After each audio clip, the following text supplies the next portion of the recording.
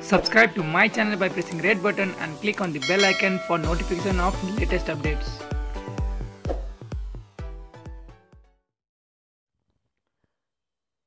प्रधानमन्त्री र पार्टी अध्यक्ष दुवैबाट ओलीको विकल्प खोज्ने प्रयास भइरहेका बेला प्रधानमन्त्री केपी शर्मा ओलीले आफू निकट सांसदहरूसँग छलफल गरेका छन्। सोमबार साँझ करिब 3 दर्जन सांसदहरूसँग छलफल गर्दै प्रधानमन्त्री ओलीले आफूमाथि पार्टीकी शीर्ष नेताहरूले घेराबन्दी गरेको बताएका हुन्। छलफलमा सहभागी सांसद विजय सुब्बाले प्रधानमन्त्रीले विकसित राजनीतिक घटनाक्रमबारे सांसदहरूलाई ब्रिफिङ गरेको जानकारी दिएका छन्। मुलुक कोरोना भाइरसको महामारीसँग जुधिरहेका सङ्कटका बेलामा अहिले सरकारमाथि पार्टीभित्रकै शीर्ष नेताहरूको अगुवाईमा घेराबन्दी भइरहेको छ। प्रधानमन्त्रीको भनाइ उद्धृत गर्दै एक सांसदले भने, देशमा सरकारी परिवर्तन गरेर राजनीतिक अस्थिरता निम्ताउने कोसिस भइरहेको छ। यसबारे तपाईहरू सचेत हुनुहोस्, आफ्नो ठाउँबाट प्रतिवाद गर्नुहोस्, ओलीले आफ्ना सांसदहरूलाई भनेका छन्।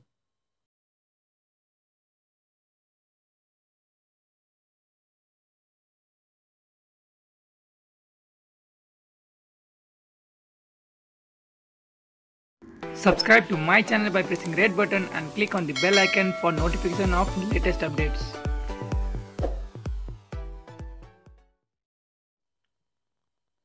नेकपाभित्र उत्कर्षमा पुगेको विवाद समाधान गर्न नेताहरूले वार्ता तीव्र बनाएका छन्। चरणबद्ध रूपमा भएका वार्तामा वरिष्ठ नेता माधव कुमार नेपाल समूहले प्रधानमन्त्री केपी शर्मा ओलीले प्रधानमन्त्री र अध्यक्ष दुवै पदबाट राजीनामा दिनुपर्ने प्रस्ताव गरेको छ। ओली समूहले भने मन्त्री परिषद पुनर्गठन र मुख्यमन्त्री हेरफेर गरेर सहमति गर्न खोजेको छ। विवाद समाधान गर्न प्रधानमन्त्री ओलीका तर्फबाट उप प्रधानमन्त्री ईश्वर पोखरेल, परराष्ट्र मन्त्री प्रदीप ग्यावाली र प्रदेश नम्बर 5 का मुख्यमन्त्री शङ्कर पोखरेल सक्रिय छन्। ओली समूह र नेपाल समूहका नेताहरूबीच सोमबार कोटेश्वर स्थित वन पैदावारको कार्यालयमा 4.5 घण्टा छलफल भएको थियो। अर्को समूहको तर्फबाट नेता नेपाल स्वयं रहेका छन् भने भीम रावत, सुरेन्द्र पाण्डे र रघुजी पन्त सहभागी थिए। छलफलमा महासचिव विष्णु पौडेलले भने भाग लिएका थिए। पार्टी र आन्दोलनको नेतृत्व गरेर यहाँसम्म आएको हुनाले माधव नेपालले संयमित भएर समझदारी निर्माणको अगुवाई गर्न ओली समूहका नेताहरूको आग्रह थियो। मुख्यमन्त्री पोखरेलले पार्टी एकता बचाएर लैजाने पनि अहिलेको अवस्थामा कम्तीमा पनि पूर्व एमाले समूह एकै ठाउँ उभिनुपर्ने भन्दै त्यसका लागि आफू जस्तो सुकै त्याग गर्न तयार रहेको बताएका थिए।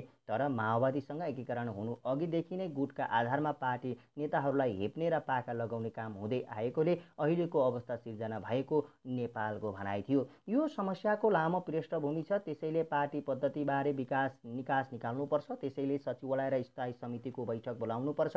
पार्टीभित्र विवाद चर्किनेको सबै जिम्मेवारी लिँदै प्रधानमन्त्री र अध्यक्षको हैसियतबाट उहाँले निकास दिनुपर्छ, छोड्नुपर्छ भनेर माधव कमरेडले स्पष्ट भनाइ राख्नुभयो। छलफलमा सहभागी नेता सुरेन्द्र पाण्डेले भने, पार्टीभित्र उत्पन्न सङ्कटको समाधान प्रधानमन्त्रीको राजीनामा नै हो भन्ने आफू एक्लो नभएको नेपालको भनाइ थियो। पाण्डेका अनुसार नेपालले भनेका थिए, भर्खरै पनि वामदेव कमरेडले फोन गरेर शनिबारको भेटमा प्रधानमन्त्रीलाई दुवै पदबाट राजीनामा दिनुस् भनेको कुरा म अडिग छु, त्यसबाट म दायाँ बायाँ हुन्न र भनेको छैन भनिरहनु भएको छ। सङ्कट समाधानको उपाय त्यही हो, अरू उपाय के छ भने पनि बैठकमा छलफल गरेर अघि बढाउँ। उप प्रधानमन्त्री पोखरेलले अध्यक्ष र प्रधानमन्त्रीलाई दुवै पदबाट मुक्त गराएर अवमूल्यन गर्न खोजिएको टिप्पणी गरेका थिए। प्रधानमन्त्रीलाई यतिसम्म ह्यामुलेट त गर्नु भएन नि, पोखरेलको भनाइ उद्धृत गर्दै बैठकमा सहभागी एक नेताले भने। ओली समूहका नेताहरूले पार्टीभित्र आफूहरूलाई नेपालले नेतृत्व स्वीकार हुने, त्यसका लागि एकता महाधिवेशनसम्म धैर्य गर्न सुझाएका थिए। बरु अहिले नै समझदारी विकास गरेर जान सकिने उनीहरूको भनाइ थियो। बैठकमा सहभागी एक नेताका अनुसार उनीहरूको भनाइ थियो, यो पार्टी निर्माणमा अहिलेसम्म यो अवस्थामा ल्याइ पुर्याउन तपाईँको निर्णायक योगदान र अन्तर्राष्ट्रिय रूपमा पनि सन्तुलन समन्वयकारी रहेको छ। नेताका रूपमा तपाईँको पहिचान बनेको छ, शङ्कर पोखरेलको भनाइ थियो। त्यसैले अहिले सरकारलाई सफल बनाउने काममा तपाईँको भूमिका खेल्नुपर्छ।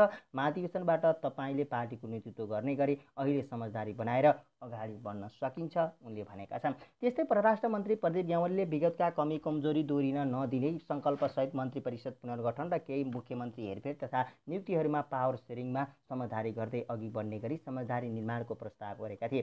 छलफलमा सहभागी नेता ग्यावालीले राजनीतिक स्थिरतामा आँच पुग्ने बाटोतर्फ जानुहुन्न भन्ने विषयमा छलफलहरू भएको बताएका छन्। खुलस्त र राम्रो छलफल भयो। कम्युनिस्ट आन्दोलन, राजनीतिक स्थिरता र देशको भविष्यप्रति साझा चिन्ता प्रकट भएको छ। चिन्तालाई आधार बनाएर समझदारी खोज्नुपर्छ उनले भने। विषयलाई तन्काउने काम गर्नु हुँदैन। जहाँ जहाँ कमी कमजोरी छन् ती ठाउँहरूमा समीक्षा गरेर सच्याएर अघि बढ्नुपर्छ भन्ने विषयमा छलफल भयो। उनले पार्टीका बैठकहरू बस्नुपर्ने तर पहिले नै अडान लिएर बस्दा समाधान नहुने बताए। बैठक बस्न जरुरी पनि छ तर पहिले नै पोजिसन बनाएर गरिने बैठकबाट समाधान हुँदैन। त्यसकारण विभिन्न अनौपचारिक तहमा कुराकानी गरेर अनुकूल वातावरण बनाएर बैठक बस्दा राम्रो हुन्छ भन्ने कुरा हामीले गर्यौं उनले भने। जे जनताको अपेक्षा हो, हिजो चुनावमा जे प्रतिबद्धता गर्यो, राजनीतिक स्थिरतामा आँच पुग्ने बाटोतर्फ जानु हुँदैन भन्ने मोटामोटी छलफल भयो।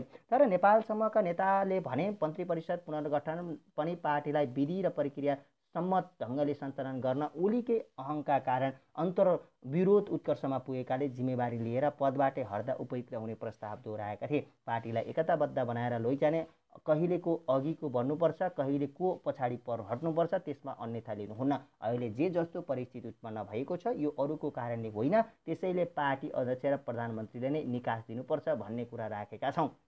नेपाल समूहका नेता रघुजी पन्तले भने हामीले अहिलेको अवस्थाबाट पार्टी र सरकार दुवै अघि बढ्न नसक्ने भएकाले सचिवालय र स्थायी समिति बैठक तत्काल बोलाएर निकास खोज्नुपर्ने प्रस्ताव गरेका छौँ। उनले अर्को तर्फबाट कुनै ठोस एजेन्डा प्रस्तुत नभएका कारण छलफल बिना निष्कर्ष टुङ्गे पनि पार्टीलाई एकताबद्ध बनाउने सन्दर्भमा भने राम्रैसँग छलफल भएको बताए। धेरैजसो लामै सैद्धान्तिक कुरा मात्रै भए उहाँहरूका तर्फबाट कुनै ठोस प्रस्ताव नआएकाले कुनै निष्कर्ष ननिस्केको पनि पार्टीलाई एकताबद्ध बनाउने कुरामा राम्रै छलफल भएको छ। पन्तले भने त्यस्तै माथिदेखि तलैसम्म एक व्यक्ति एक पदीय जिम्मेवारीलाई नीतिगत रूपमै लागू गरेर जिम्मेवारी पुनर्गठन गर्नुपर्ने, पार्टीको संस्थागत निर्णयका आधारमा मात्रै सरकार नियन्त्रणका लागि चल्नुपर्ने लगायतका विषयमा छलफल भएको छ। वरिष्ठ नेता नेपालले आफूलाई नवौं महाधिवेशन पछिको साथ दिएको नेता कार्यकर्तालाई ओली समूहले केन्द्रदेखि जिल्ला तहसम्म छानी छानी पाखा लगाउने, महत्त्वपूर्ण र प्रमुख जिम्मेवारीबाट वञ्चित गर्ने काम गरेको भन्दै फेयरिस्ट नै प्रस्तुत गरेका थिए। नवौं महाधिवेशनमा मसँग रहनुभएका साथीहरू इगो साध्ने, जिम्मेवारीबाट वञ्चित गर्ने काम भयो। अहिले पनि उहाँले जाल झेल षड्यन्त्र गर्ने, एउटा नेता विरुद्ध अर्कालाई लडाउने, जुधाउने, फुटाउने काम गर्नुभयो। सामूहिक निर्णय र संस्थागत पद्धतिलाई जहिल्यै इग्नोर गर्ने काम गर्नुभयो। त्यसकारण उहाँ जिम्मेवारीबाट हट्नुपर्छ नेपालको भनाइ उद्धृत गर्दै बैठकमा सहभागी नेताले भने। पछिल्लो अन्तर्विरोध समाधानका लागि नेकपाका वरिष्ठ नेताहरू बीचको मङ्गलबारको सचिवालय बैठक बोलाएर छलफल गर्ने समझदारी बनाएका छन्। कोटेश्वर छलफल अघि बालुवाटारमा प्रधानमन्त्री ओली र नेपाल कुमारटारमा अध्यक्ष प्रचण्ड र झलनाथ खनाल तथा उपाध्यक्ष वामदेव गौतमबीच भएको बेग्ला बेग्लै सहमतिपछि मङ्गलबार सचिवालय बैठक बोलाउने सहमति भएको हो। ओलीसँगको छलफलमा नेता नेपालले अहिले उठेका सबै विषय बैठक मार्फत हल गर्ने प्रयास नभएर गम्भीर परिणाम भोग्नुपर्ने चेतावनी दिएका थिए। लगत्तै ओली समूह र नेपाल समूहका नेताहरूबीच संवाद चलिरहँदा अध्यक्ष प्रचण्डले पालै पालो कुमलटारमा खनाल र गौतमसँग छलफल गरेका थिए। प्रचण्डसँगको छलफलपछि वरिष्ठ नेता नेपालले पार्टी एकतालाई मजबुत बनाउन तत्काल स्थायी समिति बैठक बोलाउनु पर्ने सहमति भएको बताए। दुई नेताबीचको 2 घण्टा लामो छलफलपछि सरकारले अध्यादेश ल्याएपछि पार्टीभित्र उत्पन्न समस्याबारे समेत समीक्षा भएको थियो। त्यस्तै प्रचण्डसँगको भेट लगत्तै उपाध्यक्ष गौतमले वरिष्ठ नेता नेपालसँग बैठकका विषयमा केन्द्रित रहेर टेलिफोन संवाद गरेका थिए। प्रधानमन्त्री र पार्टी अध्यक्ष दुवैबाट ओलीको विकल्प खोज्ने प्रयास भइरहेका बेला प्रधानमन्त्री केपी ओलीले आफू निकट सांसदहरूसँग छलफल गरेका छन्। सोमबार साँझ करिब 3 दर्जन सांसदहरूसँग छलफल गर्दै प्रधानमन्त्री ओलीले आफूमाथि पार्टीकै शीर्ष नेताहरूले घेराबन्दी गरेको बताए। छलफलमा सहभागी सांसद विजय सुब्बाले प्रधानमन्त्रीले विकसित राजनीतिक घटनाक्रमबारे सांसदहरूलाई ब्रिफिङ गरेका थिए। मुलुक कोरोना भाइरसको महामारीसँग जुझिरहेको सङ्कटका बेलामा अहिले सरकारमाथि पार्टीभित्रकै शीर्ष नेताहरूको अगुवाईमा घेराबन्दी भएको छ। प्रधानमन्त्रीको भनाइ उद्धृत गर्दै एक सांसदले भने, देशमा सरकारै परिवर्तन गरेर राजनीतिक अस्थिरता निम्ताउने कोसिस भइरहेको छ। यसबारे तपाईँहरू सचेत हुनुपर्छ, आफ्नो ठाउँबाट प्रतिवाद गर्नुहोस् उनले भनेका छन्। सचिवालय र स्थायी समिति बैठक बोलाउनुपर्छ। पार्टीभित्र विवाद चर्किनुको सबै जिम्मेवारी लिँदै प्रधानमन्त्री र अध्यक्षको हैसियतबाट ओली कमरेडले निकास दिनुपर्छ भन्ने नै हामीले स्पष्ट भनाइराखेका छौँ। माधव कमरेडले स्पष्ट भन्नुभयो। माधवजीले पनि फोन गरेर शनिबारको भेटमा प्रधानमन्त्रीलाई दुवै पदबाट राजीनामा दिनुस् भनेका कुरामा म अडिग छु, त्यसबाट म दायाँ बायाँ हुन्न र भनेको छैन भनिरहनु भएको छ। सङ्कट समाधानको उपाय त्यही हो, अरू उपाय केही छ भने पनि बैठकमा छलफल गरौँ र अगाडि बढाउँ भनेर भनेका छन् सुरेन्द्र पाण्डेले। त्यस्तै चर्चा र प्रदीप ग्याउलीले भनेका छन्, खुलस्त र राम्रो छलफल भयो। कम्युनिस्ट आन्दोलन र राजनीति स्थिरता र देशको भविष्यप्रति साझा चिन्ता प्रकट भएको छ। त्यो चिन्तालाई आधार बनाएर समझदारी खोज्नुपर्छ। जहाँ जहाँ कमी कमजोरी छन् ती ठाउँहरूमा समीक्षा गरेर सच्याएर अघि बढ्नुपर्छ भन्ने विषयमा छलफल भयो। बैठक बस्न जरुरी पनि छ, तर पहिले नै पोजिसन बनाएर गरिने बैठकमा समाधान हुँदैन। त्यसकारण विभिन्न अनौपचारिक तहमा कुराकानी गरेर अनुकूल वातावरण बनाएर बैठक बस्दा राम्रो हुन्छ भन्ने कुरा हामीले गर्यौँ। छलफल सकारात्मक भएको छ, उनले भनेका छन्। कर्ण थापाले टिप्पणी गरेका छन्। ओली निकट नेता कर्णबहादुर थापाले प्रधानमन्त्री र अध्यक्षबाट ओलीले राजीनामा गर्नुपर्छ भन्ने प्रस्तावलाई पार्टी विभाजन गराउने प्रस्ताव भनेका छन्। कोटेश्वरमा ओली र नेपाल समूहका नेताहरूबीच छलफल भइरहेका बेलामा नेता थापाले सामाजिक सञ्जाल फेसबुकमा लेखेका थिए, पछिल्लो समयमा आएर प्रधानमन्त्री र पार्टी अध्यक्षबाट कमरेड केपी शर्मा ओलीको राजीनामाको जुन प्रस्ताव सार्वजनिक भएको छ यो पार्टी विभाजनको प्रस्ताव हो। सकिँदा केपी मात्रै सकिन्छन् भन्ने कसैले सोचेको छ भने त्यो मूर्खतापूर्ण र अरू केही हुन सक्छ। विग्रह होइन, पार्टी एकताको पक्षमा उभिनु अहिलेको आवश्यकता हो, उनले लेखेका छन्।